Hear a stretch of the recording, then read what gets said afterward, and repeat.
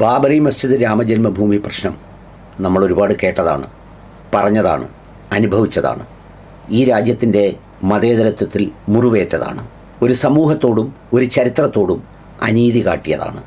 എന്നാൽ രാമജന്മഭൂമി ബാബറി മസ്ജിദ് തർക്കത്തിൻ്റെ വേളയിൽ അത്രമേൽ പ്രാധാന്യത്തോടെ കേൾക്കാതിരുന്ന വിഷയങ്ങളിലൊന്നാണ് ഭോജ്ശാല കമൽ മൗല കോംപ്ലക്സ് എന്ന് പറയുന്ന മധ്യപ്രദേശിലെ ധർ എന്ന പ്രദേശത്തുള്ള ഒരു മസ്ജിദ് മന്ദിർ തർക്കം. രാമജന്മഭൂമി ബാബറി മസ്ജിദ് പ്രശ്നം പോലെ തന്നെ കുറേ പഴക്കമുണ്ട് ആ തർക്കത്തിന്. പക്ഷേ ആ തർക്കത്തെ അവിടെ ഭരിച്ചിരുന്ന സർക്കാരുകൾ അതിനെ നയപരമായി കൈകാര്യം ചെയ്ത് ആർക്കിയോളജിക്കൽ സർവേ ഓഫ് ഇന്ത്യയുടെ നിർദ്ദേശപ്രകാരം രണ്ടുപേർക്കും ഒരുപോലെ പ്രാർത്ഥനകൾ നടത്താനുള്ള ഒരു മനോഹര ഇടമായി തുടർന്നു പോവുകയായിരുന്നു. കാരണം അവിടെ ദീർഘനാൾ ഭരിച്ചിരുന്നത് കോൺഗ്രസ്സാണ്.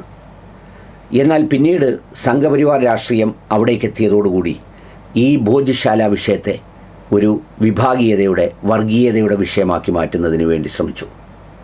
ഈ വിഷയത്തെ ആളിക്കത്തിച്ചു. 1991 ഇന്ത്യൻ പാർലമെൻറ്റിൽ പ്ലേസ് ഓഫ് വർഷിപ്പ് ആക്ട് എന്ന് പറയുന്ന ഒരു ആക്ട് കൊണ്ടുവന്നു.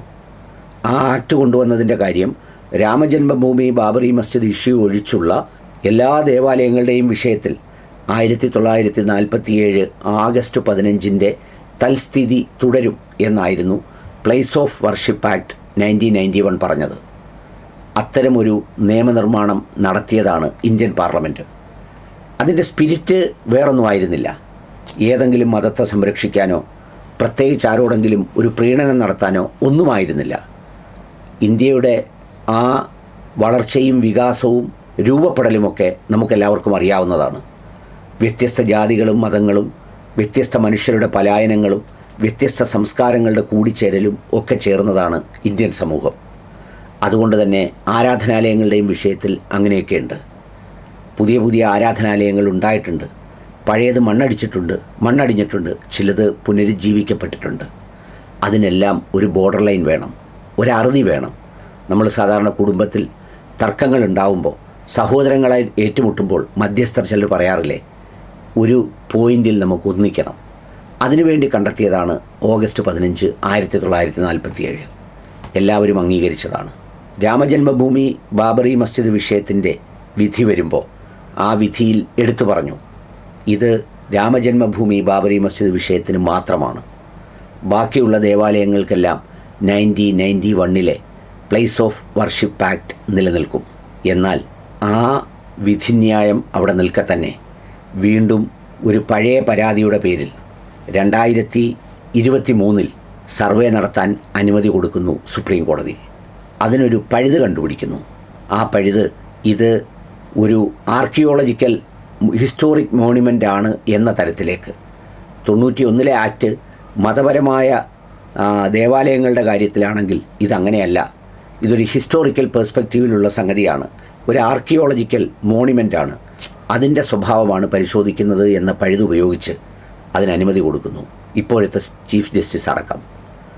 ആ അനുമതിയുടെ അടിസ്ഥാനത്തിൽ സർവേ നടത്തിയാൽ ഇന്ന് പൊളിറ്റിക്കൽ മെജോറിറ്റേറിയനിസം അടക്കി വാഴുന്ന കാലത്ത് എവിടെയായിരിക്കും റിപ്പോർട്ട് എത്തിച്ചേരുക, എന്തായിരിക്കും സംഭവിക്കുക? അതുതന്നെ സംഭവിച്ചു ഭോജ്ശാലയിലും. കഴിഞ്ഞ ദിവസം അത് ഹിന്ദു മതവിശ്വാസികൾക്കായി വിട്ടുകൊടുത്തു. ഹിന്ദു ഫ്രണ്ട് ഫോർ ജസ്റ്റിസ് എന്ന് പറയുന്ന ഒരു സംഘടനയുടെ നേതൃത്വത്തിലാണ് ആ കേസുമായി പോയി അവർക്ക് വിട്ടുകൊടുക്കുന്നത്. എന്നിട്ട് ഈ ബാബരി മസ്ജിദ് രാമജന്മഭൂമി കേസിൽ വിധിച്ചതുപോലെ സർക്കാരിനോട് ആവശ്യപ്പെട്ട് മുസ്ലിങ്ങൾക്ക് മറ്റൊരു സ്ഥലം നൽകാൻ പറഞ്ഞു. ചുരുക്കത്തിൽ ഒരു ദേവാലയത്തെ പിടിച്ചെടുക്കുക. ഇതൊരു ശരിയായ സന്ദേശമല്ല ഇന്ത്യ പോലൊരു മഹാരാജ്യത്തിന് നൽകുന്നത്. ലോകം മുഴുവൻ ഇന്ത്യയുടെ പ്രധാനമന്ത്രിയോട് ഇവിടുത്തെ ന്യൂനപക്ഷങ്ങളുടെ സ്ഥിതി എന്താണ് എന്ന് ചോദിക്കുമ്പോൾ പൊട്ടിത്തെറിച്ചിട്ട് കാര്യമില്ല. രണ്ട് മതങ്ങളുടെ ദേവാലയങ്ങൾ അടുത്തടുത്ത് എക്സിസ്റ്റ് ചെയ്യാൻ കഴിയുമെങ്കിൽ മനോഹരമായി അതവിടെ എക്സിസ്റ്റ് ചെയ്യട്ടെ എന്ന് തീരുമാനിക്കുന്നതാണ് ഏറ്റവും വലിയ മഹാമതേതരത്വം. നമ്മൾ പാളയം പള്ളിയിൽ കാണുന്നത് പോലെ. അതുപോലെ തന്നെ കഴിഞ്ഞ ദിവസം ജനൻ TV തന്നെ ബ്രോഡ്കാസ്റ്റ് ചെയ്ത ഒരു ന്യൂസ് ഞാൻ കാണാനിടയായി. പാക് പഞ്ചാബിലെ സ്ഥലനാമങ്ങൾ പുനഃസ്ഥാപിച്ചു. അതായത് പാകിസ്ഥാനിൽ, ഏത് പാകിസ്ഥാനിൽ? ഭൂരിപക്ഷ മുസ്ലിം സമൂഹമുള്ള തീവ്രവാദികൾ എന്ന പേരിൽ നമ്മൾ വിളിക്കുന്ന അതേ പാകിസ്ഥാനിൽ ബാബരി മസ്ജിദ് ചൗക്കിൻ്റെ പേര് ജെയിൻ മന്ദിർ ചൗക്ക് എന്നാക്കി. സുന്നത്ത് നഗർ സന്ത് നഗറാക്കി, മുസ്തഫാബാദ് ധർമ്മപുര എന്നാക്കി. പഴയ പേരുകൾ കൊണ്ടുവന്ന് ആ വൈവിധ്യങ്ങളുടെ ഉൾക്കൊള്ളലുള്ള ഒരു നാടായി പാകിസ്ഥാനെപ്പോലെ നമ്മളുമായി താരതമ്യം ചെയ്യാൻ കഴിയാത്ത ഒരു രാജ്യം മാറുമ്പോൾ നമ്മുടെ രാജ്യം പിടിച്ചെടുത്ത് വർഗീയതയിൽ ആണ്ടുപൂണ്ട് കുറച്ച് വ്യത്യസ്ത സമുദായത്തിൽപ്പെട്ട മുസ്ലിം സമുദായത്തിലും ക്രൈസ്തവ സമുദായത്തിലും പെട്ട ഈ രാജ്യത്തോടൊപ്പം തുടർന്ന മനുഷ്യരെ പീഡിപ്പിക്കുന്നത് കൊണ്ട് എന്ത് നേടാനാണ്? എന്താണ് അതുകൊണ്ട് കിട്ടുന്ന സുഖം? മനസ്സിലാവുന്നില്ല എനിക്കൊട്ടും.